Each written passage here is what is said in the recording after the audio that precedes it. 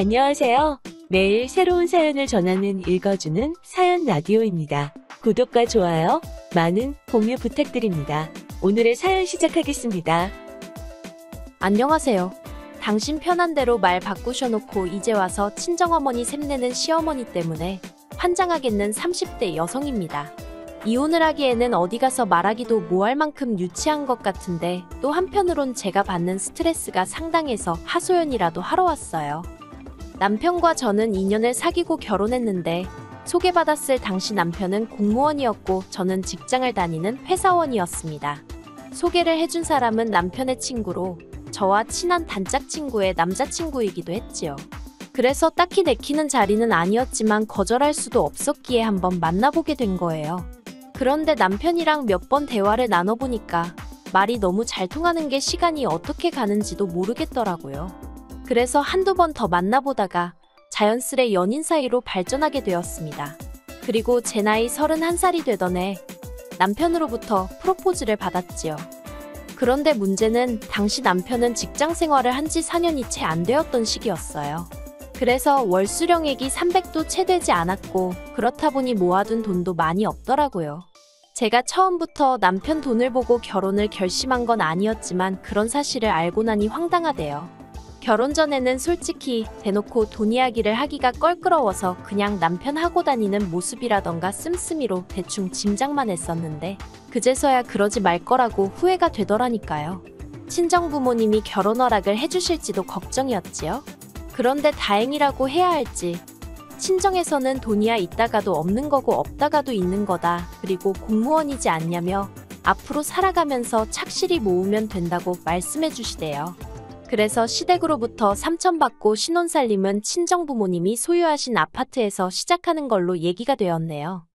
이후로 결혼한 지 1년 만에 저는 아이를 갖게 되었습니다. 원래는 직장에서 자리를 잡고 어느 정도 신혼도 즐기고 아이를 가질 생각이었거든요.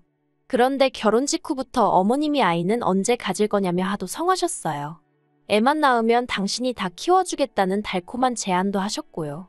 물론 어머님이 하시는 일도 있으시고 평소에 스스로 건강에 대해서 걱정도 많으신 분이라 처음부터 맡길 생각은 없었습니다. 그래도 아무튼 어머님이 어찌나 손주 타령을 하시는지 그리고 또 한편으론 부모가 젊어야 건강한 애를 낳을 수 있다는 소리도 들려오더라고요. 그래서 이런저런 이유로 처음 계획과는 달리 아이를 좀 일찍 갖게 되었네요. 문제는 제가 다니던 회사에 출산휴가나 육아휴직 같은 제도가 있기는 했지만 다 쓰는 사람이 전무후무했다는 거예요. 그렇다 보니 어찌나 눈치가 보이던지요. 게다가 제가 속한 부서의 여직원도 적어서 가뜩이나 승진에 있어 불리한 상황이었거든요. 그래서 임신 7개월 차까지는 평소처럼 출퇴근하며 직장 생활을 이어갔습니다. 사람들이 그러다 큰일 난다고 만류하는데도 버티고 다녔지요. 하지만 결국 퇴근 후 집에 오는 길에 현기증으로 쓰러지고 말았어요. 그때 더는 안 되겠다 싶어서 회사에 출산휴가를 냈습니다. 이후에는 육아휴직을 썼고요. 그런데 육아휴직을 쓴 지 3개월이 채 되지 않았을 무렵 회사 상사로부터 잘 쉬고 있냐? 회사는 바빠 죽겠다며 언제쯤 복귀할 수 있냐는 식의 연락을 두어 차례나 받았습니다. 상사는 별 뜻 없이 한 말이라 했지만 주변 친구들은 그러다 너 복귀했는데 자리 없어져 있는 거 아니냐며 웃더라고요. 그리고 솔직히 저도 그런 상상을 안 해본 게 아니라서 한마디로 마음이 조급해졌어요. 그래서 남편에게 혹시 육아휴직 좀 쓰면 안 되냐고 물었더니 자기도 눈치가 보여서 어렵다는 거예요. 공무원이니까 저랑 좀 다를 줄 알았는데 거기도 거기대로 사정이 있더라고요. 그래서 어머님께 연락을 드렸어요. 그런데 전화로 여쭤봤는데 어머님이 생각해보고 말고도 없이 딱 잘라서 안 된다고 못 봐주신다고 하시는 거예요. 당시 신우가 출산을 코앞에 두고 있었는데 신우가 애를 낳으면 그 애를 봐주기로 하셨다면서요. 남편보다 2살 어린 신우는 속도 위반으로 결혼을 했는데 신우 남편 쪽에서 반대하는 결혼이었어서 그쪽에서는 아무런 도움도 받지 못하는 상황이었어요. 그 반대가 얼마나 심했냐면 결혼식장에 시아버지 되시는 분은 아예 오지를 않으셨으니 말다 했지요. 그리고 어머님 입장에서야 당신 딸이니 얼마나 안쓰럽고 그랬겠어요. 당연히 도와주고 싶으셨을 거예요. 그래서 애를 못 봐준다고 하시는 어머님을 원망하고 서운하고 그런 것도 없었습니다. 그런데 그 무렵 제 상황을 알게 되신 친정어머니가 그럼 당신이 봐주면 어떻겠냐고 하시대요. 솔직히 친정어머니한테 그런 부탁을 드리고 싶진 않았거든요. 어쩌다 공원에서 손자손녀한테 시달리는 어르신들을 보고 있으면 마음이 안 좋을 때가 한두 번이 아니었으니까요. 그런데 친정어머니는 요새 저희 딸이 그렇게 눈에 밟혔다면서 당신은 괜찮다고 사양말라 하시는 거예요. 그래서 결국 염치불구하고 친정어머니께 부탁을 드렸어요. 사실 당시 언론에서 시터들이 애기들 괴롭히고 그러는 뉴스도 많았거든요. 그래서 남에게 맡기는 건 정말 내키지가 않았기에 한편으론 차라리 잘 됐다 싶었습니다. 그리고 이미 친정어머니 아파트에서 얹혀 살고 있기도 했고 이제 몇 시간이건 간에 친정어머니가 아이도 봐주시게 되었으니 가만히 있으면 안 되겠더라고요. 그래서 남편과 상의 끝에 한 달에 150만 원씩 드리기로 했습니다. 원래는 사실 200만 원 정도를 생각했는데 오히려 친정어머니가 먼저 그렇게 다 당신 주고 나면 언제 돈 모아서 독립할 거냐고 한사코 안 받겠다 하셔서 150만 원으로 합의를 봤어요. 그나마도 그중 50만 원은 다시 외손녀인 저희 딸한테 먹을 거 사주시고 옷 사주시고 하는데 쓰셨지만요. 그런데 문제라고 해야 할지 친정어머니가 오셔서 애만 봐주고 가셨으면 좋겠는데 청소며 빨래며 뭐라도 하나 더 해주시려고 그러시더라고요. 냉장고가 비어있다 싶으면 밑반찬도 싹 만들어다 주시고 감사한 마음과 동시에 너무 죄송하대요. 그래서 저도 그때부터는 아침에 1시간이라도 더 일찍 일어나서 부지런 떨어가며 청소고 뭐고 웬만하면 집안일은 하나라도 더 해놓고 출근을 했어요. 제 입으로 말하긴 뭐하지만 친정어머니도 저도 서로를 많이 배려했다고 생각해요. 그래서 서로 싫은 소리 나오는 거 없었고 오히려 서로에게 정말 고마운 기억을 많이 만들게 되었지요. 그런데 이런 생활을 한 반년쯤 했을 무렵이었습니다. 그날은 어머님 생신이라서 저희 부부 신혼의 부부까지 시댁에 다 같이 모이게 되었는데요. 저희 부부나 신혼애나 어쨌든 친정어머니한테 애를 부탁하고 있는 입장이다 보니 이래저래 할이하기가 많더라고요. 그러다 남편이 먼저 그래서 우리는 장모님한테 한 달에 150씩 드리고 있다고 쓸데없는 소리를 하는 거예요. 솔직히 말이 좋아 150이지. 저는 제 나름대로 월세에 애 봐주는 비용에 이것저것 다 같이 뭉뚱그려 드리는 거라 어디 가서 말도 못하겠던데. 그런데 그 소리를 들은 어머님 얼굴이 뭐랄까 좀 이상해 보였어요. 언짢으신 것 같기도 했고요. 그런데 눈치 없는 남편은 그런 어머님 표정을 못 본 건지 신우더러 너는 엄마한테 얼마 주고 애를 맡기냐고 그러는 거예요. 그러자 신우도 이내 표정이 안 좋아지고 그때 신우 남편은 담배 한 대 피고 온다며 자리를 비웠습니다. 그렇게 신우 남편이 자리를 비우고 나자 신우가 저희 남편더러 오빠는 무슨 그런 쓸데없는 소리를 하냐면서 짜증을 내더라고요. 그리고는 이내 저한테 불똥이 튀어서는 언니네 어머니가 그렇게 달라더냐며 무슨 딸한테 돈을 받냐는 거예요. 저는 저대로 그 말에 발끈해서는 그게 무슨 소리냐고 더 드린다 하는데도 안 받는다 하신다고 대꾸했습니다. 그러자 이번엔 어머님이 저희더러 처음에 당신한테 애 봐달라고 할 땐 돈 얘기는 안 하지 않았냐며 저더러 머리 썼네 그러시대요. 그래서 머리를 쓴 게 아니라 제가 가타부타 설명도 하기 전에 무조건 신혼에 애 봐줘야 한다고 저희 애는 못 봐준다 하셨지 않냐고 했어요. 서로 다들 바짝 날이 서가지고는 대화가 오가는 내내 정말이지 제가 잘못한 것도 아닌데 가시방석에 앉은 것처럼 불편하더라니까요. 그렇게 시댁에서 돌아왔고 남편도 저도 찜찜해하긴 했지만 서로 먼저 말은 안 꺼냈습니다. 그런데 이튿날 어머님한테 전화가 걸려왔어요. 저는 어제 일이 생각나서 좀 찜찜한 마음으로 전화를 받았고요. 어머님은 대뜸 당신이 요새 손가락도 아프고 목도 아프고 그래도 공장 일을 할 때는 돈이라도 버니까 병원도 가고 했는데 요새는 신우애 봐주느라 공장도 못 나가서 돈은 돈대로 못 벌고 병원도 제때 못 간다며 하소연을 늘어놓으시대요. 저는 저대로 사무실이라 눈치가 보여서 빨리 들어가 봐야 하는 상황이었는데 말이에요. 그렇다고 앓는 소리 하시는 어머님 전화를 끊기도 뭐하고.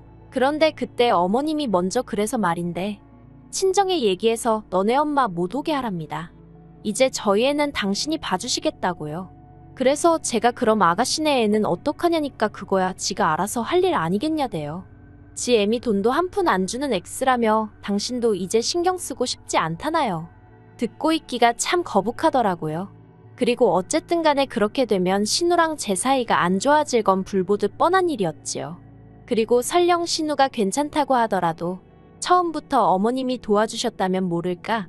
친정어머니랑 스케줄 맞춰가며 자라고 있는데 이제 와서 어머님이랑. 솔직히 친정어머니가 저희 집에서 애 봐주시는 거랑 어머님이 저희 집에서 애 봐주시는 건 아예 다른 이야기잖아요. 그래서 저도 딱 잘라서 그렇게는 안 될 것 같다고 거절을 했습니다. 그리고 어머님은 그런 저에게 화가 단단히 나셔서 전화를 끊으셨고요. 마음이 불편하긴 했지만 그래도 별 걱정은 하지 않았습니다. 솔직히 어머님이 억지를 쓰신 거니까요. 그런데 어머님의 억지는 거기서 끝이 아니었습니다. 저랑 전화를 끊자마자 그 길로 저희 친정어머니한테 전화를 하셨더라고요. 그리고는 당신 먹고 살기 힘든 이야기를 한참 늘어놓으시곤 다시 공장이라도 나가봐야겠다며 도와달라고 하시더래요. 그래서 친정어머니가 떨떠름하긴 했지만 뭘 어떻게 도와드리냐고 물으셨는데 저희 애 보면서 신혼의 애도 같이 봐주면 안 되겠냐 그러시더랍니다. 애 하나 보나 둘 보나 똑같지 않냐면서 집도 안 멀다고 저희 집에 갈 때 신혼에 들려서 애를 데리고 가란 식으로 얘기를 하시더래요. 친정어머니가 어이가 없어서 그게 말이 되냐고 반문하니 말이 안 될 건 또 뭐냐고요. 제가 이 이야기를 전해 듣곤 얼마나 황당했는지 몰라요. 친정어머니는 어머님이 스트레스를 많이 받으시나 보다며 걱정을 하시는 눈치였지만 저는 아무리 그래도 그렇지 어떻게 사돈한테 전화해서 그런 억지를 쓰실 수가 있나 싶어서 말이 다 안 나오더라니까요. 제가 남편더러 막말로 어머님 제 정신이신 거 맞냐고 어떻게 우리 엄마더러 신혼의 애를 봐달란 소리를 할 수가 있냐고 따졌습니다. 그러자 남편도 황당한지 말을 잇지 못하더니 전 솔직히 이때만 해도 남편이 제 편인 줄 알았어요. 아니 100번 양보해서 적어도 제 입장을 이해하는 줄 알았지요. 그런데 한참 동안 말없이 있다가 기껏 한다는 소리가 자기 어머니가 얼마나 힘들면 그런 말씀을 하셨겠냐는 겁니다. 그러면서 저더러 무조건 나쁘게만 볼 게 아니라 어떻게 어머님을 도와드릴 수 있을지 한번 생각을 해보라는 거예요. 어이가 없어서 안방으로 들어가 한참을 누워 있었어요. 어떻게든 끓어오르는 분을 삭히려고 말이지요. 그런데 도무지 참아지지가 않아서 다시 거실로 나왔습니다. 그랬더니 남편은 지가 뭘 잘했다고 TV나 보고 있는 게 아니겠어요. 제가 TV를 꺼버리곤 남편한테 그래서 어머님을 어떻게 도와드리자는 거냐고 따졌습니다. 그러자 남편이 한다는 말이 어머님이 신우해 보면서 저희 애도 보게 하자고 그리고 장모님 들이던 돈 어머님 들이자대요. 그래서 정말 내키진 않았지만 그래 한번 두고 보자라는 생각으로 남편 말대로 해봤어요. 솔직히 일주일이면 어느 쪽이든 상황 판단이 되겠지 싶었으니까요. 친정어머니한테 상황을 설명하고 어머님께 친정어머니가 해주시던 스케줄 그대로 어머님께 넘겨드렸고 꼭 따라달라 부탁드렸습니다. 그런데 아니나 다를까 일주일 내내 저희의 하원 시간 하나 못 맞춰주신 거 그건 양반이에요. 심지어 콧물 흘리는 신우애를 데리고 저희 집에 오셔서는 저희 애까지 같은 가재수건으로 콧물부터 시작해서 오만 곳을 다 닦아주시고 결국 저희 애까지 아프게 되었습니다. 정말이지 어머님한테 소리라도 지르고 싶은 심정이었네요. 그리고 하나를 보면 열을 안다고 남편도 그런 상황을 보더니 이건 아니다 싶었는지 그냥 원래대로 장모님께 부탁드리자면서 저한테 미안하다 하더라고요. 그런데 더 어이가 없는 건 어머님이 일주일 봐준 것도 봐준 거니 150만 원에서 50만 원은 줘야 할 거 아니냐입니다. 그러자 참다 못한 남편이 어머님더러 손주들 팔아서 장사하냐고 소리를 지르더라고요. 그뿐만이 아니에요. 신우는 신우대로 어머님한테 화가 나서는 악을 써댄 모양입니다. 모녀 사이에 무슨 막말이 오갔는지는 정확히 전해주는 사람이 없어서 모르겠지만 아무튼 지금 그래서 어머님하고 저희 남편 그리고 신우까지 전부 다 서로서로 안 보고 지내는 중이에요. 솔직히 아무리 부모 자식 사이라고 해도 세상 천지에 무조건적인 희생을 기대해서는 안 되는 것 같습니다. 그리고 가까운 사이일수록 말이고 행동이고 조심해야 할 필요도 있는 것 같고요. 어머님이 저희나 신우네 부부를 대하시는 태도나 신우가 어머님을 대하는 태도나 저로 하여금 여러 가지 생각을 하게 하대요. 한편 남편은 자기 식구들의 행동이 부끄러울 뿐이라며 저보기를 민망해하더군요. 그래서 제가 남편더러 그러니까 당신부터라도 말 한마디라도 어머님께 상냥하게 해드리고 신우 앞에서 돈 얘기 같은 민감한 주제는 생각 좀 하고 말하라고 한마디 했어요. 물론 어머님도 저희나 신우한테 말 한마디라도 부드럽게 해주시면 더없이 좋겠지만 그걸 제가 어머님한테 이렇게 해주세요, 저렇게 해주세요 할 수 있는 것은 아니니 제가 마음을 접는 편이 낫겠지요. 아무튼 시댁 식구들 사이야.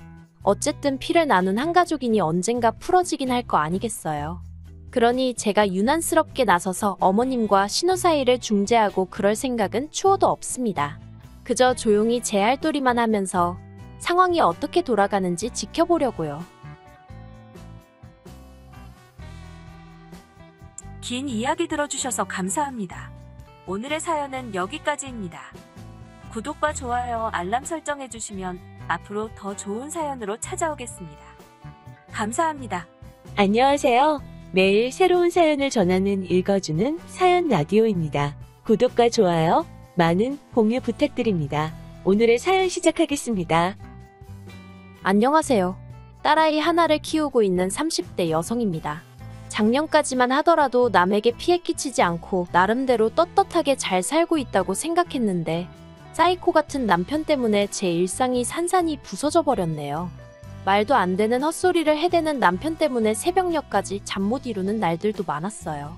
그래도 아이 아빠라서 어떻게든 옆에 붙들어두고 정신 차리게 하려고 했는데 사람이 뭐에 씌인 건지 똥인지 된장인지 분간을 못 하더라고요. 그나마 저 하나만 괴롭게 했다면 나는 없는 사람이다 생각하고 아이를 위해서 참고 견뎠을지도 모르겠습니다. 하지만 남편이 하는 짓거리를 보고 있으니 저런 아빠라면 애한테도 차라리 없는 게 낫겠다 싶어서 이혼을 결심했네요. 어려서부터 대학에 들어가기까지 저는 그런대로 풍족한 집안에서 자랐습니다. 어디 드라마에 나오는 재벌집 딸 마냥 기사 딸린 자동차를 타고 학교를 다니고 그런 것은 아니지만 그래도 물질적으로나 정서적으로나 부족함을 느껴본 적은 없어요. 그러다 제가 대학에 들어가고 얼마 지나지 않았을 때 친정어머니가 사고로 세상을 떠나셨고 그때부터 집안이 말 그대로 무너져 내렸습니다. 저희 부모님은 늘 금슬이 좋으셨기 때문에 친정아버지가 친정어머니의 죽음을 쉽게 받아들이지 못하셨거든요. 그래서 친정어머니가 떠나신 이후로 친정아버지는 술에 의지하는 날이 늘어만 갔지요. 그리고 저는 저대로 그런 친정아버지를 보고 있기도 괴롭고 그렇다고 제가 달리 할 수 있는 일도 없었기에 오로지 공부에만 매달리기 시작했어요. 남들은 인생에 한 번뿐인 대학 시절이라며 미팅부터 시작해서 산으로 들로 돌아다니기 바빴지만 저에게는 그저 사치에 불과했지요. 그렇게 4년이란 시간이 흘렀고 어느덧 제가 대학을 졸업하던 날이었습니다. 우수한 성적 때문인지 저는 교수님 추천으로 그 많은 졸업생들을 앞에 두고 강단에 서서 학교 대표로 연설까지 하게 되었는데 그 모습을 친정아버지께서 보고 엉엉 우시대요. 그리고 그날을 계기로 친정아버지는 다시 예전의 모습을 되찾기 위해 노력하시기 시작하셨어요.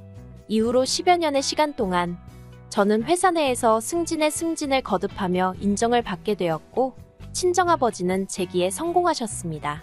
두 사람 다 어느덧 안정세에 들어섰던 거지요. 그리고 하루는 친정아버지께서 먼저 저에게 이제 당신에 대한 책임감 같은 건 벗어던지고 제 인생을 찾으라는 거예요. 사실 친정아버지께 말한 적은 없지만 언젠가 제가 시집이라도 가면 친정아버지는 혼자 되실 거란 사실이 그게 늘 마음이 쓰였거든요. 그래서 결혼은 고사하고 연애는 생각해 본 적도 없었는데 친정아버지께서 이미 제 생각을 전부 눈치채고 계셨던 모양이 돼요. 그리고 얼마 후 아버지의 권유로 소개팅이라고 해야 할지 맞선이라고 해야 할지 아무튼 남자를 만나보게 되었어요. 아버지 지인의 친척의 아들이라나요. 시청에서 일하는 공무원으로 사람임 성실하고 우직하다는 얘기만 듣고 나간 자리였습니다. 솔직히 연애를 한 번도 해보지 않았던 저로서는 그런 자리가 많이 어색했어요. 그런데 남편 쪽에서 어떻게든 분위기를 재밌게 띄워보려고 노력하고 있다는 것 정도는 알겠더라고요. 그리고 돌이켜 생각해보면 이후로도 남편이 만남이라던가 연락이라던가 먼저 이끌어갔고 저는 따라가는 듯한 모습으로 연애를 했네요.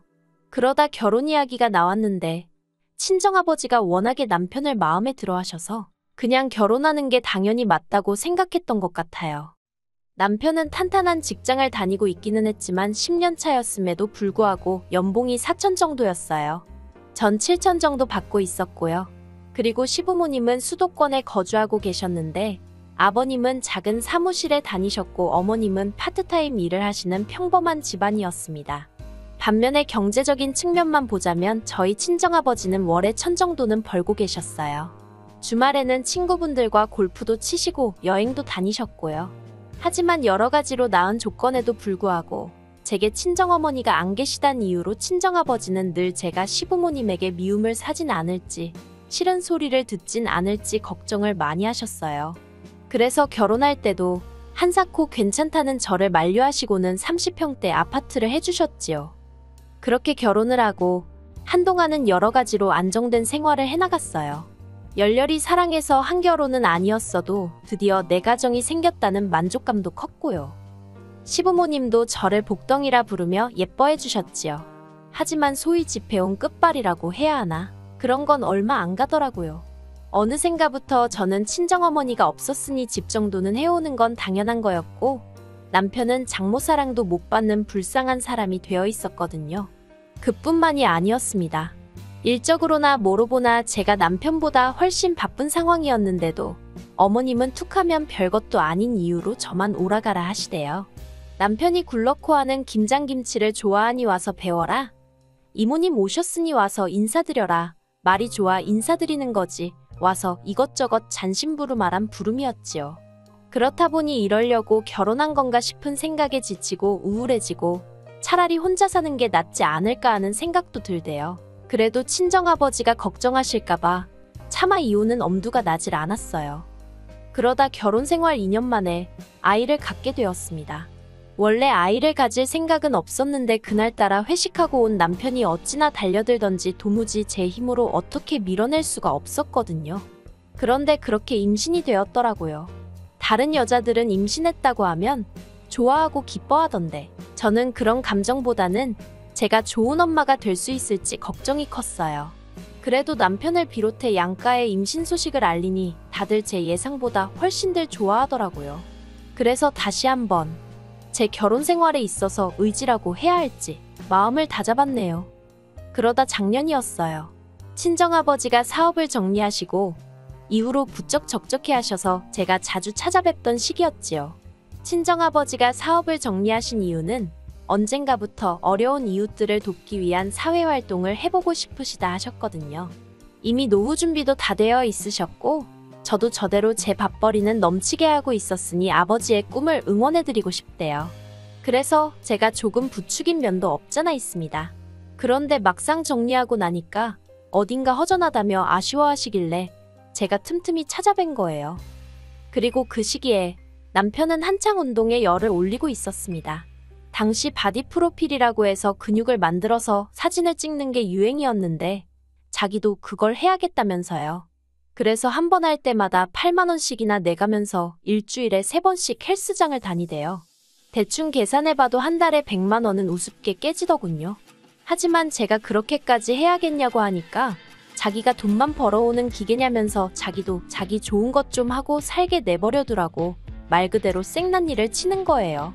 어처구니가 없어서 그래 마음대로 해라 하고 내버려뒀습니다. 솔직히 그것도 한두 달이지 하면 얼마나 하겠냐 싶었으니까요. 그런데 이게 웬걸. 하루는 남편이 할 이야기가 있다더니 공무원을 때려치고 헬스장을 해야겠답니다. 자기가 운동을 몇 달 해보니까 적성에 너무 잘 맞는다면서 자기도 자기 좋아하는 일을 업으로 삼고 싶다고요. 그렇지만 저는 남편이 안정적인 직장을 포기하겠다는 것도 걱정스러웠고 무엇보다 헬스장을 열 만한 여유가 없었거든요. 그래서 제가 현실적인 조건들을 조목조목 갖다 대며 안 될 것 같다고 했지요. 그랬더니 남편이 저더러 진지하게 생각해보지도 않고 무조건 안 된다고 하는 게 어딨냐면서 떼를 쓰는 거예요. 정말이지 가뜩이나 딸 하나 케어하는 것도 힘들어 죽겠는데 나이는 40씩이나 먹어가지고 헬스장을 차려달라는 남편을 보고 있자니 기도 안 차대요. 그러더니 급기야 남편이 미친 소리를 했습니다. 그날은 친정아버지 생신이라서 저와 남편 그리고 딸애까지 다 같이 모여 식사를 했는데요. 남편이 뜬금없이 저희 아버지더러 장인어른 많이 외로우시죠 하고 말을 꺼내는 거예요. 평소엔 생전 살가운 말 한마디 하지 않던 남편이라서 갑자기 왜 저러나 싶어 제가 남편을 쳐다봤습니다. 그런데 남편은 마치 준비라도 해온 듯이 저나 아버지의 반응에는 아랑곳하지 않고 계속해서 자기 할 말만 이어가더라고요. 남편이 장인어른 이참에 친구분들 많이 계신 곳으로 이사를 하면 어떠세요 하길래 제가 그게 어디냐고 어디 고향으로라도 내려가시라는 얘기냐고 물었습니다. 그러자 남편이 한다는 소리가 요새는 요양원도 잘 되어 있다대요 그러는 거예요. 순간 남편이 미쳤나 싶어서 요양원이 뭐 하는 덴지 몰라서 그러냐고 제가 화를 냈어요. 그랬더니 남편이 얼굴색 하나 안 변하고 자기가 왜 모르겠냐입니다. 그리고는 자기가 하는 일이 뭔지나 아냐면서 오히려 저한테 짜증을 내더라니까요. 친정아버지는 당황하신 얼굴로 요양원이란 단어를 몇 번 곱씹으시더니 내가 지금 거길 가야 할 필요가 있을까 하시는 거예요. 그리고는 슬픈 눈으로 허탈하신 듯 한숨을 푹 내쉬시는데 그 모습을 보는데 제 가슴이 정말 갈갈이 찢어지는 기분이었습니다. 저는 도무지 끓어오르는 화를 주체할 수가 없었기에 일단 아버지더러 대꾸해줄 가치도 없다고 신경 쓰지 마시라 했어요. 그리고는 남편더러 집에 가서 마저 이야기하자고 당장 따라 나오라고 했지요. 그렇게 집으로 돌아왔습니다. 제가 남편더러 도대체 무슨 생각으로 그런 소리를 한 거냐고 물었어요. 그러자 남편이 저더러 잘 들어보라면서 하는 말이 장인어른 은퇴하시고 제가 너무 그쪽에 시간도 많이 쏟고 신경도 많이 쓰고 그래서 어머님이 절 안 좋게 보신답니다. 그리고 아무리 제가 그렇게 해도 장인어른은 저 없을 땐 혼자이지 않냐면서 그러니 이참에 장인어른은 요양원에 모시재요.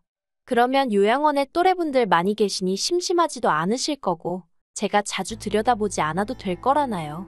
그리고 장인어른 집을 팔아서 그걸로 헬스장을 차리면 될 것 같답니다.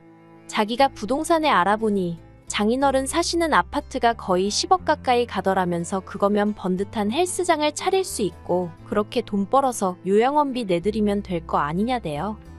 남편은 이 내용을 그동안 혼자 얼마나 이리저리 머리통을 굴려가며 생각을 했던 건지 제 반응은 신경도 안 쓰고 마치 외운 듯이 줄줄줄 읊어대더라고요. 그리고 그런 남편의 모습에 저는 정이 떨어지는 정도가 아니라 당장 어떻게 해버리고 싶을 정도로 치가 떨렸습니다. 제가 왜 우리 아빠 집을 팔아서 당신 헬스장을 차리냐고 미쳤냐고 소리를 질렀어요. 그랬더니 남편이 답답하다는 듯이 어차피 장인어른 돌아가시면 그 아파트 우리 거 되는 건데 뭐가 문제냐입니다. 양팔은 물론이고 등줄기에까지 소름이 끼쳤고 저는 남편더러 그런 생각을 하고 사는지 꿈에도 몰랐다고 당신 같은 인간하고 한 이불 덮고 산 내가 미친 X라며 더는 상종도 하기 싫으니 당장 내 집에서 나가라고 했어요. 어차피 집은 친정아버지가 해주셨고 제 단독명이었으니까요. 그리고 다행히 저는 남편이 못 나간다 안 나간다 버틸까봐 걱정했는데 남편은 남편대로 애 앞에서 제가 자기한테 말을 막 했다며 자기도 더는 안 참는다는 헛소리를 짓거리더니 짐을 챙겨나가더라고요. 그리고 이튿날 다시 생각해보고 말고 할 것도 없었어요. 바로 친정으로 향해서 친정아버지께 저희 집에 들어오시라 했습니다. 생각해보니 아버지 혼자시고 저도 이제 딸이랑 단둘인데 뭐하러 따로 사느냐고 이제부터 한 집에 같이 살자고 했지요. 그러자 아버지는 사위가 싫어하지 않겠냐며 씁쓸해하셨고 제가 그런 인간 신경 쓸 필요도 없다고 했어요. 남편이랑 이혼할 생각이란 말과 함께요. 아버지는 이혼은 절대 안 된다고 펄쩍 뛰셨습니다. 다늙은 당신 때문에 딸이 이혼을 한다니 당신은 그 꼴은 못 본다나요. 하지만 저는 그런 아버지께 아버지 때문이 아니라 내 행복을 위해서 헤어지기로 한 거라고 그러니 그런 말씀은 마시라고 했어요. 그렇게 아버지 짐을 드리고 동시에 남편 짐은 죄다 끄집어서 아파트 복도에 내놓고 있는데 그때였습니다. 남편과 어머님이 엘리베이터에서 내리더라고요. 그러더니 남편이 먼저 저더러 이게 뭐하는 짓이냐며 소리를 지르는 거예요. 어머님도 같이 말이지요. 하지만 이내 제 뒤에 계시던 친정아버지를 보더니 목소리가 한풀 꺾였어요. 친정아버지께서 먼저 딸애가 자네와 이혼한다고 하고 나는 딸이 원하는 대로 하라고 했다며 상황을 정리하셨습니다. 그러자 그제서야 남편이 현관 앞에서 무릎을 꿇고는 말 그대로 싹싹 빌대요. 자기가 생각을 잘못했다면서 자긴 그저 하루빨리 헬스장을 해서 성공하고 싶은 마음밖에 없었다나요. 성공해서 저를 호강시켜주고 싶었다나 어머님도 옆에서 당신 아들이 원래 목표가 딱 생기면 그것밖에 못 봐서 그렇다고 이번 한 번만 그냥 넘어가 주라면서 저를 달래셨어요. 하지만 결론부터 말하자면 저는 원래 생각했던 대로 남편과 이혼을 강행했습니다. 절대로 이혼은 못 해준다며 버티던 남편도 어디서 뭘 듣고 왔는지 저더러 양육비는 좀 깎아달라대요. 그러면 도장 찍는다고요. 끝까지 어찌나 찌질한 인간이던지. 그래서 한 달에 50만 원씩 받는 조건으로 협의 이혼했습니다. 솔직히 50만 원 안 받아도 딸 키우는데 아무 지장 없어요. 하지만 그래도 나중에 딸한테 네 아빠가 너를 모른 척하지는 않았다고 알려주고 싶어서 어떻게든 받아내기로 한 거예요. 그래서 지금 저는 회사 생활하고 아버지가 딸의 양육을 도와주고 계세요. 원래는 시터를 쓰려고 했는데 아버지가 저 키울 때 생각이 난다며 굳이 당신 손으로 직접 손녀를 챙기고 싶어 하셔서요. 하지만 제가 아버지더러 혹시나 좋은 여사님이 있으시면 데이트도 하고 그러시라고 아버지를 보채고 있답니다. 한편 이혼을 하고 나서야 알게 된 게 남편은 헬스장을 하고 싶다고 저를 조르던 당시 이미 공무원을 관둔 상황이었어요. 종종 행동이 생각보다 빠른 사람이라서 언젠가 저러다 사고 한번 치지 싶었는데 말이지요. 그래놓고는 꼴에 자존심은 있어서 저한테 말은 안 하고 어머님한테 돈 받아다가 월급 행세를 했던 모양입니다. 정말이지 이혼하길 100번 1000번 잘한 것 같아요. 가끔 딸애가 아빠는 언제 오냐고 찾을 때면 미안한 마음이 들지만 그래도 딸애가 자라서 이 모든 사정을 알고 나면 저를 이해해 주리라 믿어요. 앞으로는 제가 기둥이 되어 아버지와 딸애를 지키며 살아가겠습니다. 긴 이야기 들어주셔서 감사합니다. 오늘의 사연은 여기까지입니다. 구독과 좋아요, 알람 설정해주시면 앞으로 더 좋은 사연으로 찾아오겠습니다. 감사합니다. 안녕하세요. 매일 새로운 사연을 전하는 읽어주는 사연 라디오입니다. 구독과 좋아요, 많은 공유 부탁드립니다. 오늘의 사연 시작하겠습니다. 안녕하세요. 화려한 싱글로 돌아온 30대 여성입니다. 제가 이렇게 사연을 쓰게 된 건 돈 몇 푼으로 자식들을 입맛대로 조종하려던 시부모님과 파렴치한 남편에 대해서 이야기하기 위해서예요. 지인의 소개로 만난 남편과는 1년 정도 사귀고 바로 결혼 이야기가 나왔어요. 사귀던 당시에는 남편이 저에게 워낙 잘하기도 했고 둘 다 나이가 30이 넘었으니 굳이 시간 끌 필요가 있을까 싶었거든요. 그리고 양가 부모님들도 저희가 결혼하겠다는 의사를 밝혔을 때 반대는 전혀 없었고 믿고 맡겨주시는 분위기였습니다. 게다가 상견례 자리에서 어머님 아버님이 먼저 1억을 해줄 테니 거기에 대출을 받아서 집을 사는 게 어떻겠냐고 하시더라고요. 친정 부모님은 5천 정도 생각하고 계신 상황이었는데 말이에요. 그런데 시부모님이 꼭 똑같이 할 필요 있냐? 형편 따라 하는 거지 하시며 쿨하게 말씀하셨지요. 그래서 그때만 하더라도 시부모님이 1억 해주신 걸로 그렇게 생색을 내실 줄은 몰랐어요.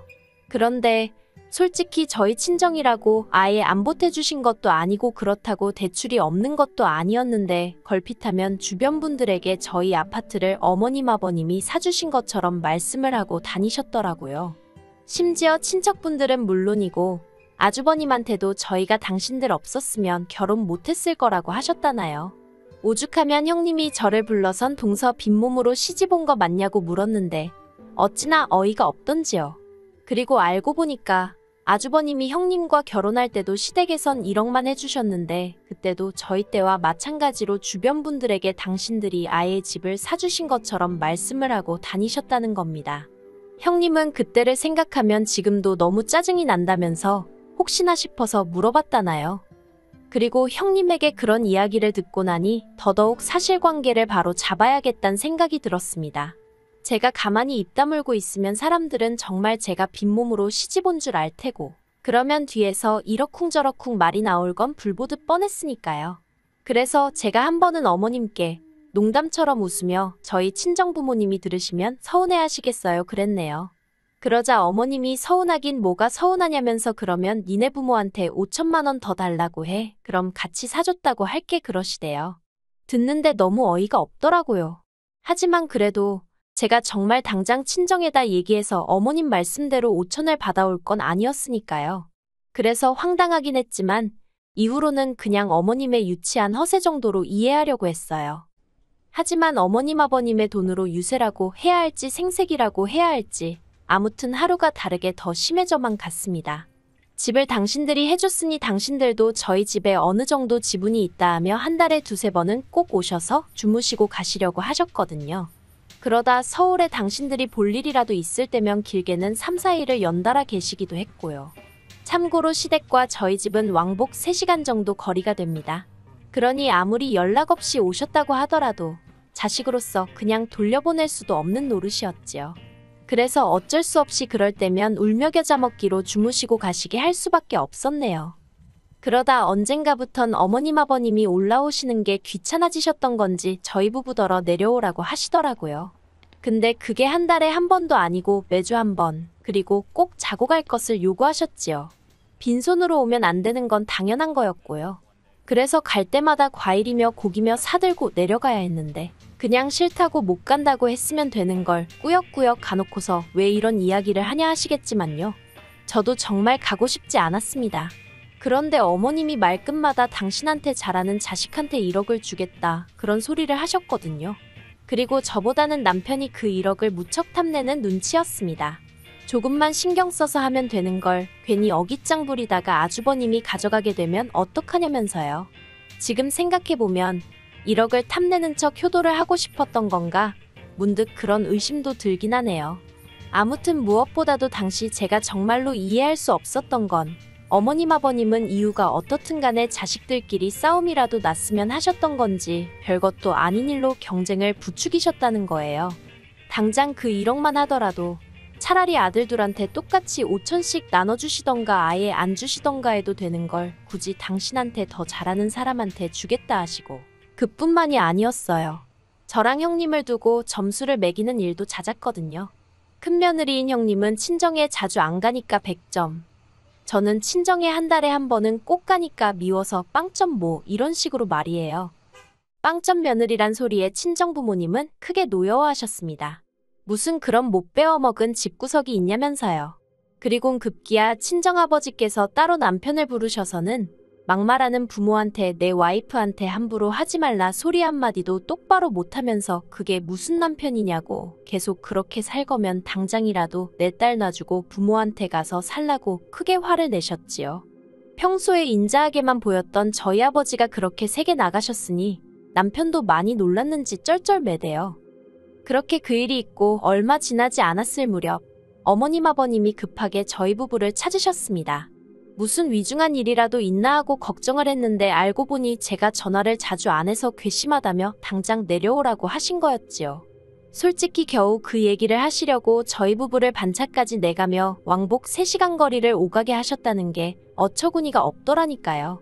참고로 전화는 일주일에 3번 정도는 드리고 있었습니다. 어머님 아버님은 매일같이 하기를 원하셨던 거고요. 그리고 이때는 남편도 억지도 이런 억지가 있나 싶었는지 처음으로 어머님 아버님께 큰 소리를 냈어요. 둘 다 집에서 노는 것도 아니고 아침에 불이 나게 출근하기 바쁘고 퇴근하고 집에 오면 뻗어 있는데 전화 좀 못할 수도 있지. 자식을 진짜 생각하신다면 그 정도는 이해해 주셔야 하는 거 아니냐면서요. 그러자 어머님 아버님, 특히나 어머님이 크게 충격을 받으신 듯 했습니다.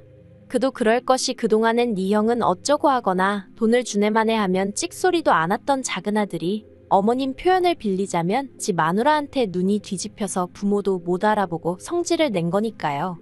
이후로도 어머님께선 도무지 화가 가라앉지 않았는지 급기야 저희 부부더러 저희 같은 후레자식은 처음 봤다면서 당장 살고 있는 아파트에서 나가라셨어요. 이런 자식들인 줄 알았으면 길바닥에서 노숙을 하든지 어디 시공창에 들어가서 살던지 신경도 안 썼을 거라면서 말이에요. 그리고 어머님의 막말이 계속되자 남편도 악을 쓰면서 우리가 나가긴 왜 나가냐고 죽어도 못 나간다고 맞섰습니다. 2시간 넘게 그렇게 고성이 오가면서 결국 일이 커져버렸어요. 어찌나 답답하던지 이러지도 저러지도 못하는 상황에서 결국 전 친정아버지께 그러니까 사위를 왜 몰아붙였냐고 원망 아닌 원망까지 쏟아냈네요. 지금 생각하면 친정아버지가 뭐 하나 틀린 말씀을 하셨던 것도 아니었는데 말이지요. 아무튼 제 이야기를 한참 듣고 계시던 친정아버지가 그놈의 아파트 이참에 팔아버리라셨습니다. 아파트 팔아서 시댁에 1억 돌려줘버리고 남은 돈으로 저희 형편에 맞는 집에 들어가서 마음 편히 살라고요. 그리고 친정아버지 말씀에 따라 저희는 아파트를 처분하고 1억을 돌려드리기로 했습니다. 그런데 어머님 아버님이 집값이 올랐는데 왜 1억이냐며 이자로 1,000만 원을 더 내놓으라는 거예요. 진짜 황당했는데 뒤에서 말 나오는 게 싫어서 결국 1,000만 원까지 더 얹어드렸어요.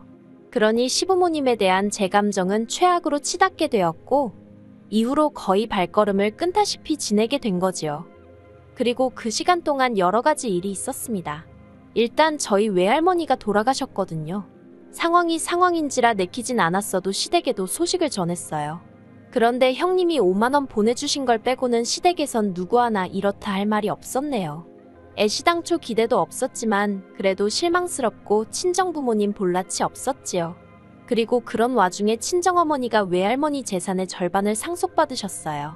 그 중에는 건물도 있었는데 친정어머니가 저에게 월세나 받으면서 살라고 솔직히 그렇게 조치를 해주셨습니다. 덕분에 전 회사는 관두고 예전부터 가고 싶었던 대학원에 진학했고요. 뿐만 아니라 저희 부부는 어머님 아버님께 돈을 돌려드린 이후로 10평대 작은 빌라에서 전세로 생활하고 있었거든요. 그런데 친정어머니가 도움을 주셔서 30평대 신축 아파트로 이사도 하게 되었습니다. 대출을 좀 받긴 했지만 건물에서 나오는 월세로 감당 가능한 수준이었기에 큰 부담은 되지 않았어요. 한마디로 남편은 예전과 다름없이 직장 생활을 하고 있었지만 저희 부부가 먹고 사는 수준은 신혼 때와 비교가 안 될 만큼 여유가 생겼지요. 그러다 시댁하고 다시 왕래를 시작한 건 작년 초였습니다. 해묵었던 감정이 해결되어서 그런 것은 아니었고 아버님이 원래 갖고 계셨던 지병이 악화되면서 상황이 안 좋아졌거든요. 그러니 아무리 사이가 안 좋았을지라도 자식된 도리로서 모른 채 할 수는 없었지요. 그런데 어머님은 혼자서 아버님 간병을 하기엔 힘에 부치고 그렇다고 다른 사람은 믿업지 못하다며 며느리인 형님과 제가 격일로 내려와 아버님 간병을 도우라 하셨습니다. 그러면서 또 다시 더 잘하는 자식에게는 돈을 주네 집을 주네 하나도 변하지 않으신 모습에 형님도 저도 두 손 두 발 다 들었었어요. 그리고 돈이 문제가 아니라 형님도 저도 그렇게 할 만한 사정이 되질 않았거든요. 그래서 아주버님네와 저희가 반반씩 부담하여 간병인 붙여드렸는데 결국 아버님은 반년도 안 되어 돌아가셨습니다. 돌아가신 건 앓고 계시던 병 때문이 아니라 수술 후 폐혈증 때문이었으니 참으로 허탈하더라고요. 그리고 이후로 어머님은 혼자 지내시게 되셨는데 다행히 시댁 근처에 어머님 형제분들이 많이 살고 계셨거든요. 아주버님네도 저희 집보다는 시댁에 가까운 편에 속했고요. 그래서 어머님 형제분들과 아주버님네 라고는 하지만 솔직히 형님이 자주 들여다보며 그렇게 지내고 계시다 들었어요. 그런데 얼마 지나지 않아 남편 입에서 생각지도 못한 소리가 나왔습니다.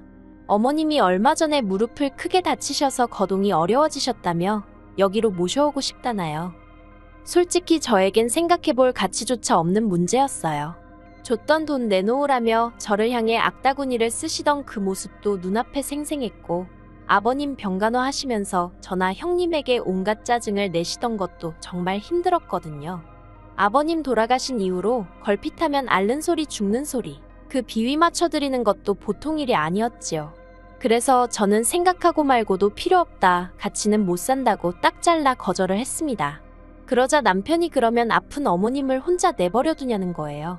당연히 그런 뜻은 아니었지만 어머님이랑 같이 살게 되면 어머님 수발이란 수발은 전부 다 제가 들어야 될 게 뻔한데 제가 남편더러 어쨌든 난 못한다고 계속해서 안 된다고 했어요. 그러자 남편이 한다는 말이 자기가 회사 관두고 집에 들어앉아서 어머님을 돌보겠다나요. 어이가 없어서 그럴 것 같으면 당신이 아예 시댁으로 내려가서 살지 그러냐고 해버렸네요. 그리고 그 정도로 얘기를 했으면 제가 얼마나 완강한지 남편도 이해를 했을 줄 알았습니다. 그런데 이게 웬걸요. 제가 대학원에서 하는 일이 있어서 하루 정도 집을 비우게 되었는데 그 사이에 남편이 상의도 없이 작은 방을 비웠더라고요. 작은 방은 일단은 창고처럼 쓰고 있었지만 아이가 생기면 아이방으로 쓸 생각이었어요. 하지만 그때만 하더라도 방을 갑자기 왜 치웠나 했지. 설마 그 방에 어머님을 모실 생각을 하고 있을 줄은 상상도 못했습니다. 그래서 이게 웬일이냐 물으니까 남편도 천연덕스럽게 하는 말이 그냥 대청소가 하고 싶었다나요? 당시 대학원에서 프로젝트도 많았고 그래서 남편 말만 듣고는 그러냐 하고 한 귀로 흘려들은 제 잘못이라면 잘못이겠네요. 그리고 며칠 뒤 친정어머니와 몇 달 전부터 계획했던 제주도 여행을 다녀왔을 때였습니다. 2박 3일 정도 집을 비운 거였는데 그 사이에 생각지도 못한 상황이 벌어졌더군요. 글쎄 작은 방에 어머님 짐이 들어차 있었어요. 어이가 없어서 남편에게 이게 다 무슨 상황이냐니까 남편도 완전 배째라는 식으로 자기가 어머님 모시고 살 거라고 하지 않았냐면서 오히려 저보다 더 큰 목소리를 내대요. 그리고는 한다는 말이 솔직히 저 때문에 자기가 아버님 살아계시는 동안 너무 불효를 한 것 같답니다. 저 때문에 시부모님을 못 보고 지냈다며 더는 후회할 일을 만들고 싶지 않다는 헛소리를 하더라고요. 그러면서 이번에는 저더러 양보를 하라나요. 제가 남편더러 이 집 누가 사준 건지는 알고 이러냐 했습니다. 남편이 장모님이 사주시긴 했어도 그렇다고 시어머니가 못 들어와 산다는 법이 세상에 있기는 하냐면서 누가 사준 게 뭐가 중요하냐고 따지고 들었어요. 한마디로 말이 안 통하대요. 그래서 일단은 알겠다고 했습니다. 그제서야 남편은 제가 체념했다고 생각했는지 자기를 이해해줘서 고맙다나요. 하지만 저에게도 생각이 다 있었지요. 이튿날 저는 평소처럼 학교에 가듯 집에서 나왔지만 학교에 가는 대신 집 앞 카페로 향했습니다. 어머님 짐까지 다 들어온 걸로 봐서는 언제라도 어머님이 오실 것 같았고, 그러니 그 전에 어떻게든 조치를 취해야 한다는 생각뿐이었거든요. 이윽고 남편이 집을 나서는 게 보였고, 저는 그 길로 집으로 향했습니다. 일단 급한 대로 제 짐을 챙기고 현관 비밀번호를 바꾸기 위해서였지요. 그리고 그날 늦은 오후 친정에서 쉬고 있는데 아니나 다를까 남편에게 전화가 오기 시작했습니다. 남편이 저더러 현관문이 안 열린다길래 그럴 거라고 내가 비밀번호 바꿨다고 순순히 말해줬네요. 그러자 남편이 장난하지 말라면서 지금 어머님도 옆에 계시다고 빨리 비밀번호 말하라고, 어머님 지금 몸도 안 좋으신데 계속 세워둘 거냐면서 저를 마치 못돼 먹은 사람처럼 몰고 가는 거예요. 전 너무 짜증이 나서 그렇게 어머님 걱정되면 당신이 알아서 어디 호텔에라도 모시고 가던가 하면 되지, 왜 나한테 난리냐고 소리를 지르곤 전화를 끊어버렸습니다. 그리고 그 일로 남편이 저를 고소했어요. 시어머니를 학대했다면서요. 어이가 없었지만 학대의 증거는커녕 오히려 제가 그 와중에도 용돈 보내드렸지, 아버님 아프실 때 병원비 댔지, 어쨌든 어머님한텐 일주일에 3-4번 꼬박꼬박 전화드렸지. 한마디로 남편의 주장엔 신빙성이 없었지요. 무엇보다 저는 더는 당해줄 생각이 없었거든요. 남편이 저를 고소한 걸 보고는 저도 바로 맞고소하는 심정으로 이혼 소송에 들어갔습니다. 합가강요, 시부모님의 폭언 등의 사유로요. 그리고 남편과 달리 저는 들이밀 증거가 차고 넘쳤거든요. 그런데 웃긴 게 막상 제가 이혼 소송을 시작하고 얼마 되지 않았을 때였어요. 처음엔 저 같은 여자랑 결혼한 자기가 미친 엑스네, 아버님이 돌아가신 것도 저 때문이라며 악을 쓰던 남편이 갑자기 태도를 바꿔서는 자기가 잘못했다면서 제 앞에서 싹싹 빌대요. 어머님까지 나서서는 당신 때문이면 당신은 없다 생각하고 살아도 된다고 이혼만은 하지 말라면서 절 잡으셨고요. 그러면서 어머님이 눈물을 보이시는데 솔직히 그런 두 사람의 모습을 보고도 아무 느낌이 안 들더라고요. 그래서 흔들리고 그런 것도 없었고 그냥 남편한테 법대로 하자고 했네요. 결국 제가 이겼고 남편이 항소를 포기하면서 끝을 보게 되었습니다. 같이 산 세월이 길지 않아 위자료는 1,000만 원 수준에 그쳤지만 그것보단 더는 그 피곤한 싸움을 하지 않아도 된다는 사실이 기뻤네요. 그리고 한편 이혼 후 형님과 딱 한 번 연락을 주고 받은 적이 있는데 형님도 이혼을 생각 중이라면서 말해주기를 어머님이 사시던 그 집이 알고 보니 월세였답니다. 매번 자식들 상대로 재산을 주네마네 하시더니 실상은 개털이었던 거지요. 한편 저는 남편과 살던 아파트는 한마디로 재수가 없어서 팔아버렸어요. 그 돈으로 평수는 작지만 더 좋은 위치에 있는 아파트로 이사해서 지금은 혼자 잘 지내고 있습니다. 이혼녀 딱지를 달게 되긴 했지만 크게 신경은 안 써요. 친정부모님 능력 있으시고 저도 제 커리어를 쌓아나가고 있으니까 뭐 좋은 인연이 생길 수도 있고 안 생기면 또 어떤가요? 저 혼자 잘 먹고 잘 살면 되지요 뭐. 긴 이야기 들어주셔서 감사합니다. 오늘의 사연은 여기까지입니다. 구독과 좋아요, 알람 설정해주시면 앞으로 더 좋은 사연으로 찾아오겠습니다. 감사합니다.